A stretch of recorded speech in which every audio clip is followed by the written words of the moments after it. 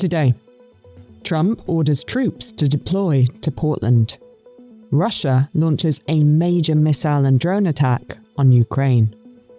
The UN reinstates sanctions on Iran. Plus, the dinosaur who regretted his last meal, and the final days to vote in Fat Bear Week. It's Sunday, September 28th. This is Reuters World News, bringing you everything you need to know from the front lines in 10 minutes, 7 days a week. I'm Tara Oakes in Liverpool.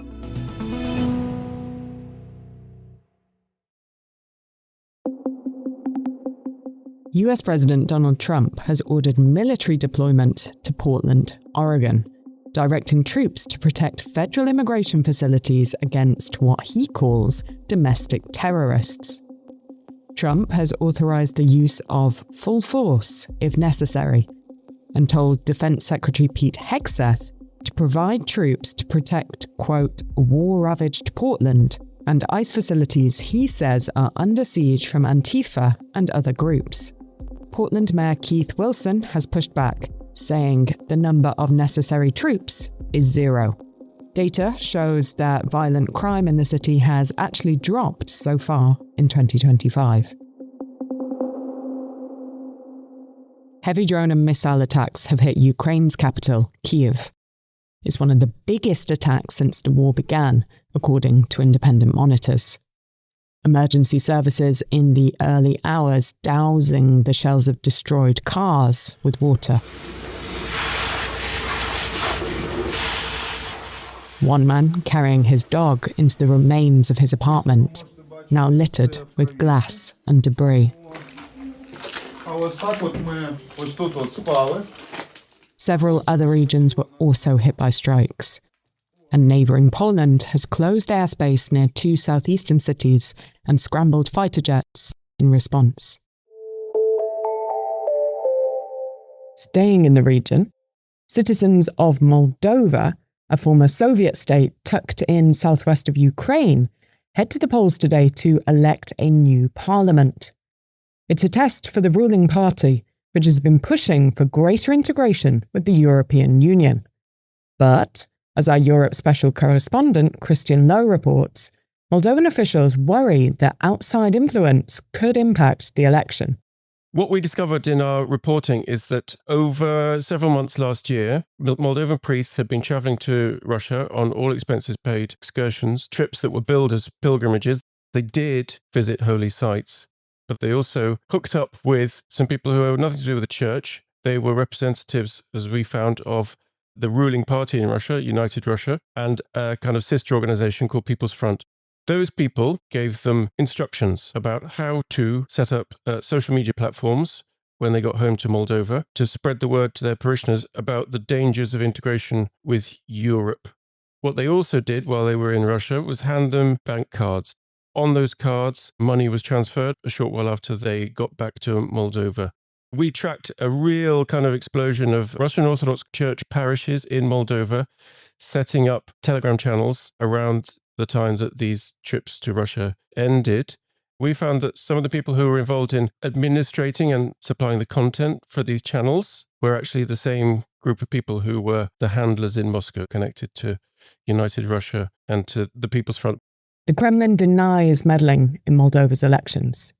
We got a response from the chief Kremlin spokesman, Dmitry Peskov. He said that Russia never interferes in other countries' internal affairs and condemns anyone who does that. They said that it's up to the Moldovan people.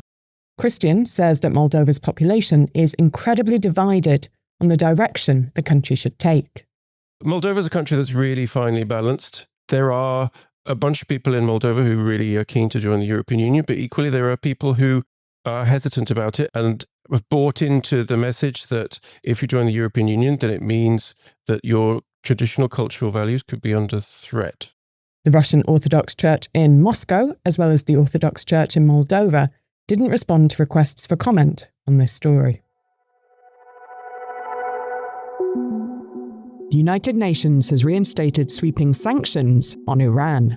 This includes an arms embargo after Britain, France and Germany accused Tehran of breaching a decade-old nuclear deal aimed at stopping it from developing a nuclear bomb. Iran denies seeking nuclear weapons and is recalling its ambassadors to those countries for consultations, warning of a harsh response. Russia has disputed the return of UN sanctions on Iran. Textile market ரொம்ப famous ன்னு எல்லாருக்குமே தெரிஞ்ச ஒரு விஷயம் தான். The sound of thousands of people at a rally held by Tamil actor Vijay before a stampede broke out, leaving over 30 dead and at least 50 injured. Videos released by his party, Tamilaga Vetri Kazhagam, show crowds surrounding a campaign vehicle, on top of which Vijay is seen speaking.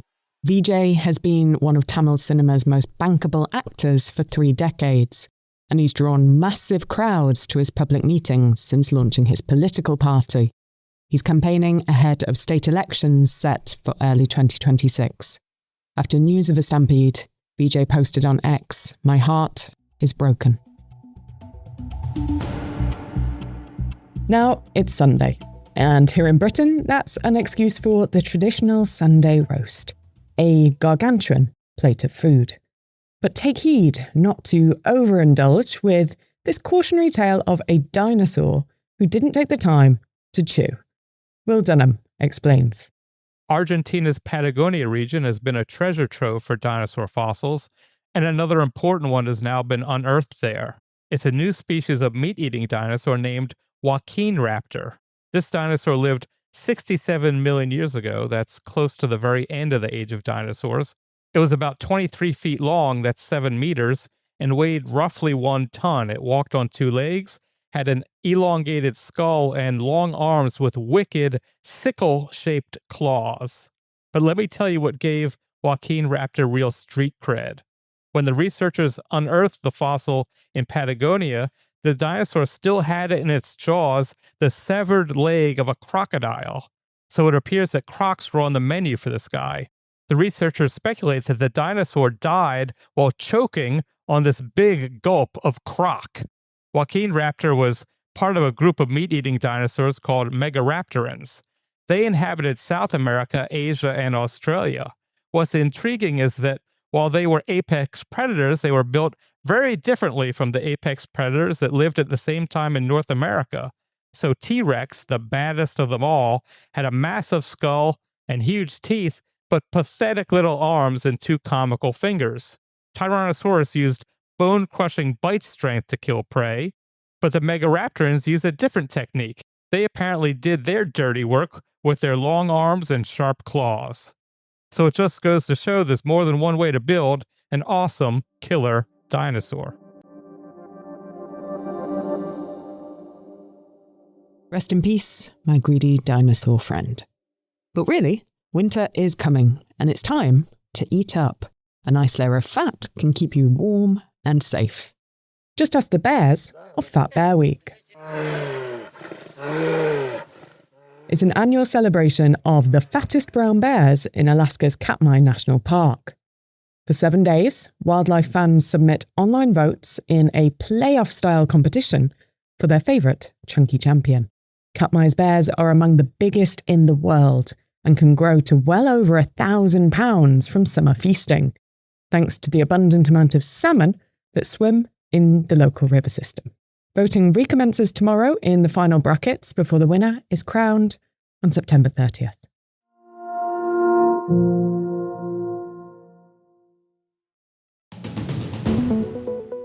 And for today's recommended read, the latest story from our Culture Current series. This week, speaking to Leslie Odom Jr. about 10 years of Hamilton. You don't have to wait for it. Read the interview by clicking the link in the pod description. For more on any of the stories from today, check out Reuters.com or the Reuters app. Don't forget to follow us on your favourite podcast player, and if you're listening on a smart speaker, just ask for the latest news from Reuters, 7 days a week. We'll be back tomorrow with our daily headline show.